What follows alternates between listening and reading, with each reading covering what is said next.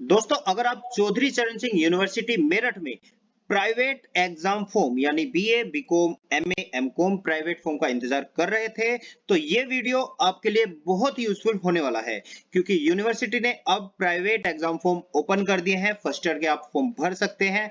Form कब से कब तक भरना है, कैसे भरना है, क्या उसके दिशा निर्देश है, वो सब मैं आपको इस वीडियो में बताऊंगा। अगर थोड़ा सा वक्त है आपके पास तो जानकारी होगी सारी खास, इसलिए बने रहिए मेरे साथ। मैं अर्जुन मलिक आपका स्वागत करता हूं आपके अपने चैनल मलिक कंप्यूटर्स में। दोस्तों, चौधरी चरण सिंह यूनिवर्सिटी ने फॉर्म ओपन कर दिए हैं। फॉर्म की जो भी दिशा निर्देश है, गाइडलाइन है, वो जारी कर दी है। फॉर्म कब से कब तक भरे जाने मैं आपको सारी जानकारी दूंगा। तो सबसे पहले मैं आपको एक पीडीएफ दिखाता हूं जो यूनिवर्सिटी ने जारी की है। उसमें विज्ञप्ति है। ये 11 जनवरी 2023 की विज्ञप्ति है, जिसमें लिखा गया है कि चौधरी चरण सिंह विश्वविद्यालय की वार्षिक प्रणाली के अंतर्गत संचालित बीए, बीकॉम, एमए, एमकॉम प्रथम वर्ष प्रयोगात्मक विषयों को छोड़कर व्यक्तिगत पाठ्यक्रमों केवल नवीन पंजीकरण यानी फर्स्ट ईयर के लिए सत्र 2022-23 की परीक्षाएं शीघ्र करवाई जानी प्रस्तावित है, जिनके लिए निम्नलिखित तिथियों के अनुसार ऑनलाइन भरे जाएंगे, फॉर्म भरे जाएंगे। जिसकी जो डेट दी है 13 जनवरी 2023 से फॉर्म शुरू है, जिसकी अंतिम तिथि यानी लास्ट डेट 31 जनवरी 2023 होगी, जिसे आप 2 फरवरी 2023 तक अपने कॉलेज में जमा कर सकते हैं। ठीक इसी तरह जो कॉलेज होगा, कॉलेज 5 फरवरी 2023 तक उन फॉर्म को यूनिवर्सिटी में जमा कर सकते हैं। फॉर्म भरने के लिए जो दिशा निर्देश है वो पॉइंट वाइज दिए हुए हैं। मैं आपको एक बार पढ़ के बता देता हूं कि सत्र 2022-23 में बीए, बीकॉम, एमए, एमकॉम व्यक्तिगत नवीन पंजीकरण हेतु नियम संलग्न है। केवल स्नातक एवं प्रस्नातक प्रथम वर्ष व्यक्तिगत नवीन पंजीकरण हेतु निम्न वेबसाइट पर लॉगिन करें। ये वेबसाइट है, आप इसे नोट कर लीजिएगा। इस वेबसाइट से ही आप फॉर्म भर सकते हैं। वेबसाइट की लिंक मैं डिस्क्रिप्शन में भी दे दूंगा, वहां से भी आप क्लिक करके डायरेक्ट लॉगिन कर सकते हैं। दूसरा होगा कि यह विज्ञप्ति केवल स्नातक एवं प्रस्नातक व्यक्तिगत पाठ्यक्रमों में नवीन प्रवेश के इच्छुक छात्रों के लिए है। स्नातक एवं प्रस्नातक व्यक्तिगत प्रथम वर्ष भूतपूर्व छात्र या बैक, स्नातक एवं प्रस्नातक व्यक्तिगत द्वितीय वर्ष तथा स्नातक व्यक्तिगत तृतीय वर्ष परीक्षा फॉर्म भरने हेतु अलग से विज्ञप्ति जारी की जाएगी। यानी आपका केवल स्नातक और प्रस्नातक यानी ग्रेजुएशन और पोस्ट ग्रेजुएशन में केवल फर्स्ट ईयर के स्टूडेंट ही इसमें प्राइवेट फॉर्म भर सकते हैं। अभी जो सेकंड और थर्ड ईयर के प्राइवेट फॉर्म है, चाहे वो बैक हो, एक्स हो, जैसे या नियम जो रेगुलर होते हैं उनवे आपके उसकी विज्ञप्ति अलग से जारी की जाएगी। अभी इस विज्ञप्ति में नहीं है, केवल आप फर्स्ट ईयर का ही फॉर्म भर सकते हैं। तीसरा इसमें क्या होगा, छात्र परीक्षा हेतु परीक्षा फॉर्म भरे जाने से पूर्व विश्वविद्यालय की वेबसाइट ccsuniversity.ac.in पर उपलब्ध समस्त नियम और प्रवेश नियमावली विषय कोड पुस्तिका का भलीभांति अध्ययन करने के पश्चात ही परीक्षा फॉर्म भरा जाना सुनिश्चित करें। ये सीसीएस यूनिवर्सिटी की वेबसाइट पर ए टू जेड सभी नियम दिए गए हैं। मैं भी आपको पढ़ के अभी बता दूंगा थोड़ी देर में। तो वे सब पढ़ने के बाद ही आप अपना ऑनलाइन फॉर्म भरेंगे, सारी जानकारी लेने के बाद ही। परीक्षा समिति की बैठक दिनांक 5 जनवरी 2022 के मध्य संख्या 3 में लिए गए निर्णय अनुसार व्यक्तिगत पाठ्यक्रम के छात्र जिस महाविद्यालय में पंजीकृत होंगे, पाठ्यक्रम की शेष अवधि उसी पंजीकरण केंद्र से पूर्ण करेंगे। यानी आप लगभग 2 साल पहले या 1 साल से पहले क्या था कि आपने फर्स्ट ईयर अगर किसी कॉलेज से किया है तो वो सेकंड ईयर में दूसरा कॉलेज में था। अब 5 जनवरी 2022 के मत संख्या 3 में निर्णय लिया गया कि व्यक्तिगत छात्र जो होंगे, अब जिस कॉलेज से जो उनकी फर्स्ट ईयर होगा उसी से उसके बाकी सारे मतलब ईयर होंगे, सेकंड और थर्ड ईयर भी। छात्र छात्राओं को नंबर 5 है अपना प्रव्रजन प्रमाण यानी माइग्रेशन सर्टिफिकेट यूपी बोर्ड और चौधरी चरण सिंह यूनिवर्सिटी के छात्रों को छोड़कर बाकी जितने भी कैंडिडेट हैं वे सब अपना माइग्रेशन सर्टिफिकेट अनिवार्य रूप से संलग्न करेंगे, क्योंकि अगर संलग्न नहीं किया तो परीक्षा में सम्मिलित होने की अनुमति प्रदान नहीं की जाएगी। इस बात का विशेष ध्यान रखना, ठीक है। नंबर 7 21-22 और सत्र 21-22 और 22-23 में स्नातक प्रथम वर्ष संस्थागत बीए, बीएससी, बीकॉम में प्रविष्ट छात्रों का पाठ्यक्रम नैप 2020 के अनुसार सेमेस्टर प्रणाली में संचालित है। यानी सन 2021-22 और सत्र 2022-23 में जो फर्स्ट ईयर रेगुलर वाले कैंडिडेट हैं उनका सेमेस्टर प्रणाली में जो कोर्स है वो संचालित है। अतः वे वार्षिक परीक्षा प्रणाली का परीक्षा फॉर्म भरने हेतु अर्ह नहीं होंगे। उनका जो ईयरली फॉर्म भरा जाता है एग्जाम फॉर्म, उसमें नहीं भर सकते, वे केवल सेमेस्टर में ही फॉर्म भर सकते हैं। नंबर 8 है विश्वविद्यालय नियमानुसार कोई भी अभ्यर्थी एक साथ 2 पूर्ण वर्षों के परीक्षा फॉर्म भरे जाने हेतु अर्ह नहीं होगा। ठीक है जी। नंबर 9, किसी भी कक्षा में अनुत्तीर्ण छात्र छात्राओं को अगली कक्षा में परीक्षा फॉर्म भरने की अनुमति नहीं है, अन्यथा की स्थिति में वे स्वयं जिम्मेदार होंगे। अगर आप फेल हैं तो आप फर्स्ट ईयर में फेल है तो सेकंड ईयर का फॉर्म नहीं भर सकते, या तो उसका एक्स भरेंगे या एक्स ही भरा जाएगा या नया फॉर्म भरेंगे उसमें। ठीक है। नंबर 10, स्नातक और स्नातकोत्तर व्यक्तिगत प्रथम वर्ष नवीन पंजीकरण हेतु प्रक्रिया संलग्न है। यानी जो स्नातक और स्नातकोत्तर व्यक्तिगत यानी प्राइवेट प्रथम वर्ष की जो पंजीकरण संख्या है वो उन्होंने संलग्न पंजीकरण प्रक्रिया जो संलग्न कर रखी है। ठीक है।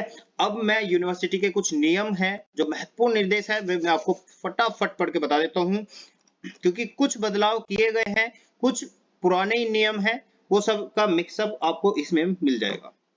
जैसा कि मैं हर साल बताता हूं उसी तरह मैं दोबारा बता रहा हूं।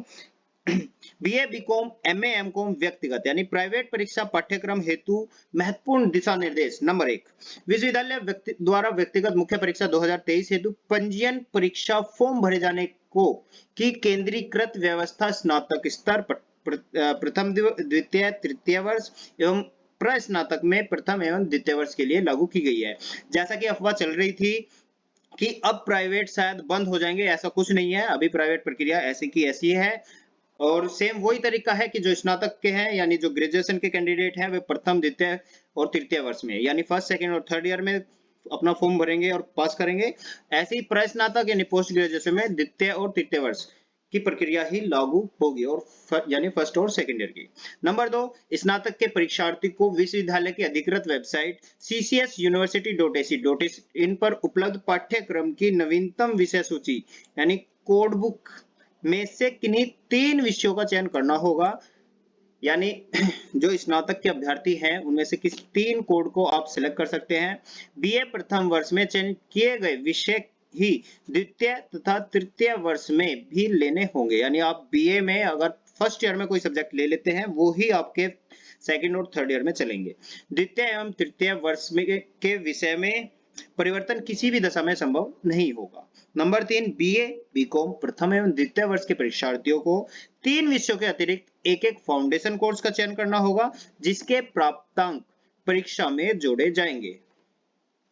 यानी फर्स्ट ईयर और सेकंड ईयर के लिए बीए, बीकॉम में आपको जो 3 सब्जेक्ट मिलेंगे उनके साथ साथ एक फाउंडेशन कोर्स भी दिया जाएगा जिसके नंबर आपके मार्कशीट में जुड़ेंगे।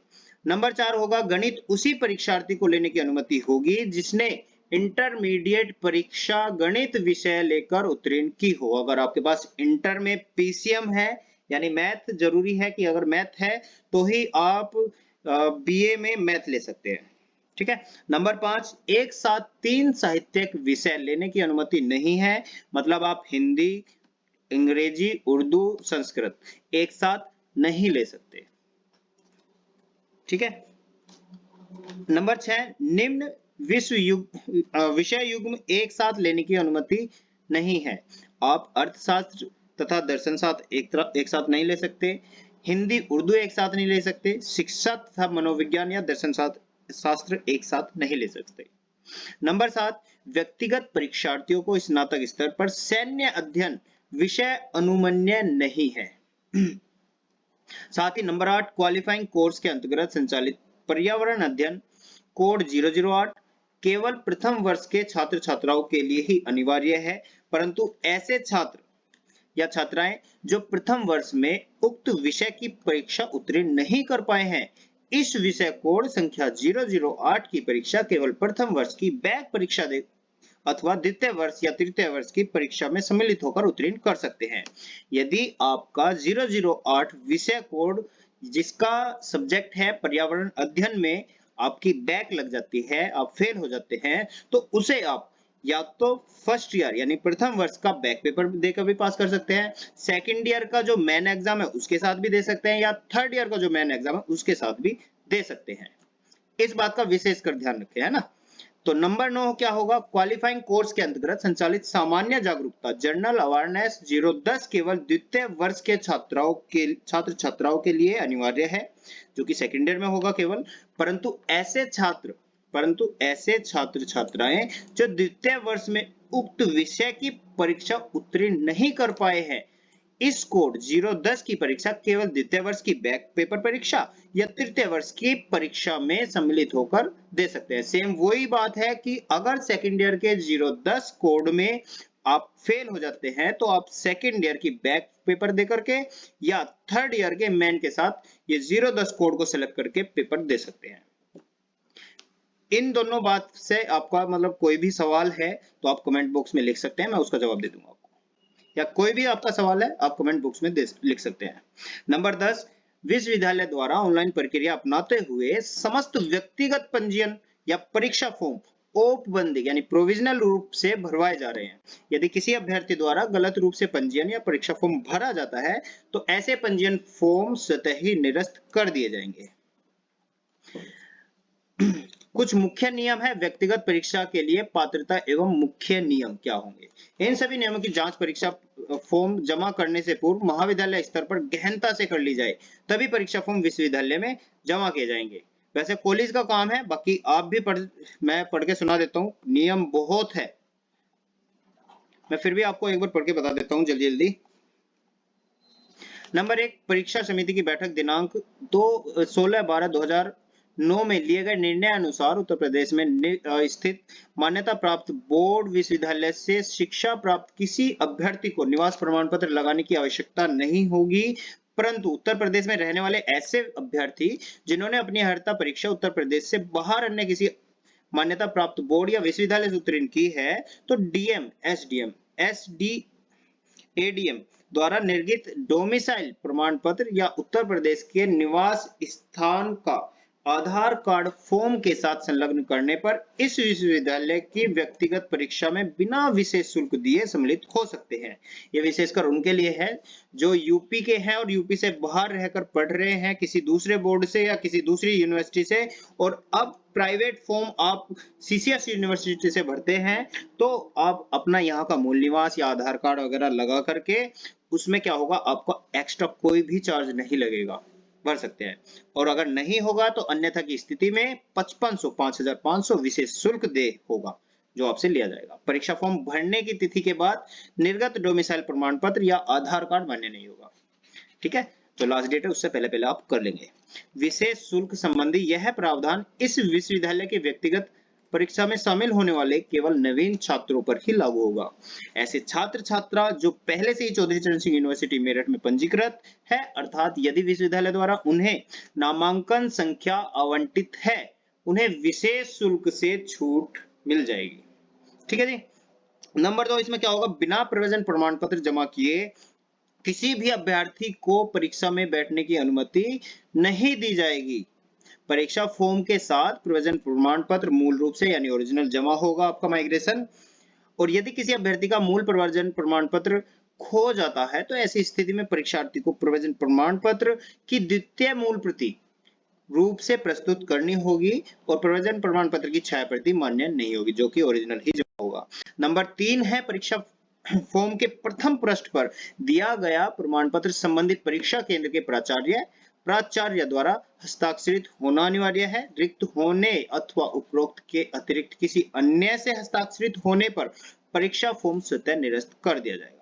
योग्यता परीक्षा यूपी बोर्ड के अतिरिक्त अन्य किसी बोर्ड अथवा किसी विश्वविद्यालय से उत्तीर्ण होने पर उस बोर्ड अथवा विश्वविद्यालय का माइग्रेशन सर्टिफिकेट मूल रूप से परीक्षा फॉर्म के साथ लगाना अनिवार्य होगा, अन्यथा परीक्षा फॉर्म निरस्त कर दिया जाएगा। तो ये भैया ध्यान से सुनो, ये निरस्त हो सकते हैं, इसमें कंडीशन दी हुई है कि किस कंडीशन पे आपके परीक्षा फॉर्म यानी एग्जाम फॉर्म रिजेक्ट हो सकते हैं। अन्य विश्वविद्यालय से प्रथम या द्वितीय वर्ष की परीक्षा उत्तीर्ण करने वाले अभ्यर्थी जो को चौधरी चरण सिंह विश्वविद्यालय की द्वितीय तृतीय परीक्षा में व्यक्तिगत परीक्षार्थी के रूप में बैठने की अनुमति नहीं होगी। यदि आपने फर्स्ट ईयर सेकंड ईयर कहीं और कर लिया तो उससे आगे का यानी सेकंड या थर्ड ईयर आप यहाँ से नहीं कर सकते सीसीएस से। ठीक है, विदेशी अभ्यर्थियों को व्यक्तिगत परीक्षा में बैठने की अनुमति भी नहीं होगी। नंबर 7, 10+2 परीक्षा यानी 10+2 परीक्षा पद्धति अथवा उसके समकक्ष परीक्षा पास अभ्यर्थी ही विश्वविद्यालय की बीए बीकॉम या त्रिवर्षीय पाठ्यक्रम की प्रथम वर्ष की परीक्षा में इस विश्वविद्यालय के निर्धारित नियमों के अंतर्गत सम्मिलित हो सकते हैं। छात्र छात्रा द्वारा 10+2 परीक्षाएं इस विश्वविद्यालय द्वारा मान्यता प्राप्त बोर्ड विश्वविद्यालय से उत्तीर्ण होना अनिवार्य है। राष्ट्रीय ओपन स्कूल यानी NIOS ओपन स्कूल जो होते हैं से उत्तीर्ण अथवा सेकेंडरी या सीनियर सेकेंडरी परीक्षा 10+2 परीक्षा पद्धति से 5 विषयों में उत्तीर्ण होने पर ही बीए बीकॉम प्रथम भाग की परीक्षा में सम्मिलित हो सकेंगे। 11 वर्षों में ही सीनियर सेकेंडरी अथवा 4 विषयों में इंटर परीक्षा उत्तीर्ण अभ्यर्थी को परीक्षा में बैठने की अनुमति नहीं होगी। ठीक है भैया। इसके बाद नंबर 10 में पढ़ देता हूं, वैध प्रवेश पत्र के बिना परीक्षा में सम्मिलित होना अथवा महाविद्यालय द्वारा विश्वविद्यालय की अनुमति के बिना परीक्षा में सम्मिलित कराया जाना मान्य नहीं होगा और अभ्यर्थी इसके लिए स्वयं उत्तरदायी होगा। विश्वविद्यालय के अनुसार परीक्षार्थी को 3 वर्षीय परीक्षा अथवा 2 वर्षीय परीक्षा पूर्ण समावधि की गणना शैक्षिक सत्र से की जाएगी, जो क्रम से 3 वर्षीय पाठ्यक्रम को 6 वर्ष में अथवा 2 वर्षीय पाठ्यक्रम को 4 वर्ष में पूरा कर लेना होगा, अन्यथा उसके द्वारा उत्तीर्ण पूर्व परीक्षा रद्द समझी जाएगी। मैं आपको समझाता हूं इस बात को। अगर आपका कोर्स 3 साल का है तो आप उसे 6 साल में पूरा कर सकते हैं, अगर 2 साल का तो उसे 4 साल में पूरा कर सकते हैं। जैसे बीए बीकॉम को आप 3 साल का कोर्स है उसे 6 साल में पूरा कर सकते हैं, और जैसे MA MCOM है उसे आप 4 साल में पूरा कर सकते हैं। नंबर 12 होगा कि अभ्यर्थी को आवेदन पत्र के साथ संलग्न विषय तथा उस विषय से संबंधित आवेदन पत्र में अंकित प्रश्न पत्रों का ही चयन करना होगा। किसी अन्य विषय या प्रश्न पत्र की अनुमति नहीं दी जाएगी। विश्वविद्यालय ऐसे अभ्यर्थी को दी गई अनुमति वापस ले सकता है जिसे विश्वविद्यालय ने भूलवश या त्रुटिवश परीक्षा में बैठने की अनुमति प्रदान कर दी हो, जबकि वह परीक्षा में बैठने के लिए अर्ह न हो। नंबर 14 है, परीक्षा उत्तीर्ण होने के उपरांत भी तथ्य गलत होने पर विश्वविद्यालय किसी भी ऐसे परीक्षार्थी का परीक्षाफल या उपाधि रद्द कर सकता है जिसने विश्वविद्यालय द्वारा निर्धारित नियमों एवं निर्देशों के विरुद्ध कार्य किया हो या अथवा जिसने परीक्षा फॉर्म के साथ जाली प्रमाण पत्रों की प्रतियां संलग्न की हो। यदि जांच में किसी भी ऐसे समय प्रमाण पत्र फर्जी पाए गए तो अभ्यर्थी के विरुद्ध कानूनी कार्रवाई भी की जाएगी। नंबर 15 होगा कि अभ्यर्थी भलीभांति यह सुनिश्चित कर ले कि परीक्षा फॉर्म ऑनलाइन करने के पश्चात विषय या प्रश्न पत्र एवं केंद्र परिवर्तन करने की अनुमति नहीं दी जाएगी। इस बात को नंबर 15 आप बहुत ध्यान से पढ़ लें, क्योंकि बहुत गलती होती है इस नंबर 15 में। 15 में क्या होता है कि आपने फॉर्म भर दिया, फॉर्म भरने के बाद आप सोचते हैं नहीं मेरा तो ये सब्जेक्ट होना चाहिए था या मेरा ये कॉलेज होना चाहिए था। भाई एक बार जो आपने डाल दिया ना वो चेंज नहीं होगा। ठीक है।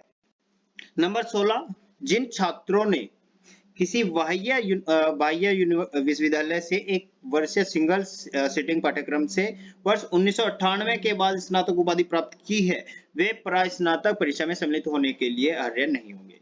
जिन छात्रों ने संपूर्णानंद संस्कृत विश्वविद्यालय वाराणसी से उत्तर माध्यमा एवं शास्त्री परीक्षा उत्तीर्ण की है, वे क्रमशः BA एवं MA केवल संस्कृत की परीक्षा में सम्मिलित हो सकते हैं। नंबर 18, जिन छात्रों ने साहित्य सम्मेलन प्रयागराज यानी इलाहाबाद से परीक्षा उत्तीर्ण की है, वे इस विश्वविद्यालय की किसी भी परीक्षा में सम्मिलित होने हेतु अर्ह नहीं होंगे। BBA अथवा BCA की परीक्षा क्रमशः BCom और BSc गणित की स्नातक उपाधि के समतुल्य मानी जाएगी। नंबर 20 होगा, व्यक्तिगत छात्रों को स्नातकोत्तर की परीक्षा में प्रायोगिक विषय या डिसर्टेशन लेने की अनुमति नहीं होगी। अभ्यर्थी जिसने आबिद कामिल परीक्षा जामिया उर्दू अलीगढ़ से उत्तीर्ण की है, वे इस विश्वविद्यालय में किसी भी विषय में प्रवेश के लिए अर्ह नहीं होंगे। नंबर 22, परीक्षार्थी को परीक्षा फॉर्म के साथ आवश्यक प्रमाण पत्रों को संलग्न करके अपने चयनित केंद्र या महाविद्यालय में निर्धारित तिथि के अंतर्गत जमा करना होगा। जिसकी केंद्र महाविद्यालय से रसीद प्राप्त कर एवं चालान फॉर्म की एक प्रति परीक्षार्थी को सुरक्षित रखनी होगी। आप जो फॉर्म भरेंगे उसे कॉलेज में जमा करेंगे, एक उसकी कॉपी अपने पास फिर रख लेंगे ताकि आपको एडमिट कार्ड मिल सके उसी के थ्रू। नंबर 23 होगा कि किसी भी कारण से यदि कोई परीक्षार्थी परीक्षा में सम्मिलित नहीं होता है अथवा परीक्षा फॉर्म निरस्त हो जाता है तो उसका परीक्षा शुल्क नहीं लौटाया जाएगा और न ही अगली परीक्षा में उसे के लिए वो सुरक्षित किया जाएगा। नंबर 24 होगा स्नातक परीक्षा उत्तीर्ण छात्र छात्रा की स्नातकोत्तर प्रथम वर्ष का परीक्षा फॉर्म भरने के लिए अर्ह है।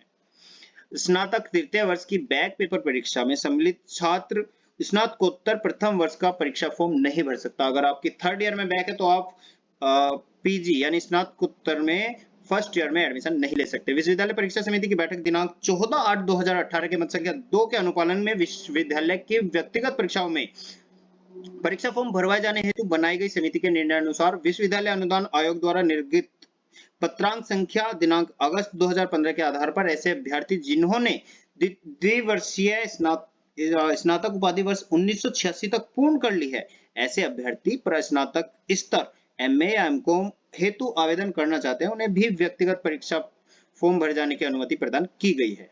नंबर 27 होगा कि स्नातक स्तर बीए बीकॉम में संदर्भित अभ्यर्थी केवल एक कोड के साथ फाउंडेशन कोर्स के साथ एक क्वालिफाइंग कोर्स हेतु अथवा प्रस्नातक स्तर एमए एमकॉम हेतु 5 विषय कोड वाले एक कोड में तथा 6 से अधिक विषय कोड वाले किसी 2 कोडों की बैक पेपर परीक्षा हेतु अर्ह होंगे। ठीक है साहब। नंबर 28 होगा आपका अभ्यर्थी जिस सत्र की मुख्य परीक्षा में अभ्यर्थी सम्मिलित हुआ है वह केवल उसी सत्र में आयोजित होने वाली बैक पेपर परीक्षा हेतु अर्ह होगा। पूर्व में के वर्षों में सम्मिलित अभ्यर्थी बैक पेपर परीक्षा हेतु अर्ह नहीं होगा। उक्त के अतिरिक्त किसी भी दशा में रीबैक अनुमन्य नहीं है। इस बात का बहुत ध्यान से देख लेना कि भैया अगर आप रीबैक भर रहे हैं, बैक होने के बाद भी बैक लग रही है तो वो रीबैक अनुमन्य नहीं है। एक बार यूनिवर्सिटी की सलाह ले सकते हैं, लेकिन जो लिखा है उसके हिसाब से रीबैक होने पर आपको एक्स ही भरना होगा। नंबर 29 है उक्त के अतिरिक्त पात्रता संबंधी विशेष नियम संस्थागत छात्र अथवा छात्र छात्राओं हेतु निर्धारित प्रवेश नियमावली शैक्षिक सत्र 2022-23 के अनुरूप ही मान्य होंगे। संदर्भित नियम विश्वविद्यालय की अधिकृत वेबसाइट www.ccsuniversity.ac.in पर उपलब्ध है। नंबर 30 यदि कोई विधिक विवाद उत्पन्न होता है तो इसका परिक्षेत्र मान्य उच्च न्यायालय प्रयागराज में निहित होगा। विशेष नोट भी एक भाई दिया हुआ है, ये भी पढ़ लो। एक लाइन है, अभ्यर्थी उपरोक्त दिशा निर्देशों को ध्यान पूर्वक पढ़ने के उपरांत व्यक्तिगत परीक्षा हेतु परीक्षा फॉर्म भरे। जैसा कि मैंने बताया कि आप अपना फॉर्म भरने से पहले दिशा निर्देश जरूर पढ़ ले, नहीं तो बाद में पछतावा होगा। गलत फॉर्म भरा गया तो चेंज नहीं होगा, कहीं भी नहीं होगा।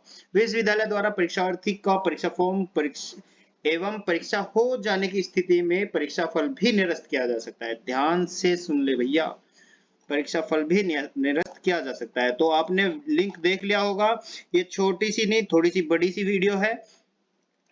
अगर आपको समझ में आई हो तो अगर कोई भी आपका सवाल है आप कमेंट बॉक्स में लिख सकते हैं। हमारे चैनल को सब्सक्राइब जरूर कर ले अगर वीडियो पसंद आया हो तो, नहीं तो कोई बात नहीं भाई, मेहनत तो करते रहेंगे, है ना। जय हिंद, जय भारत।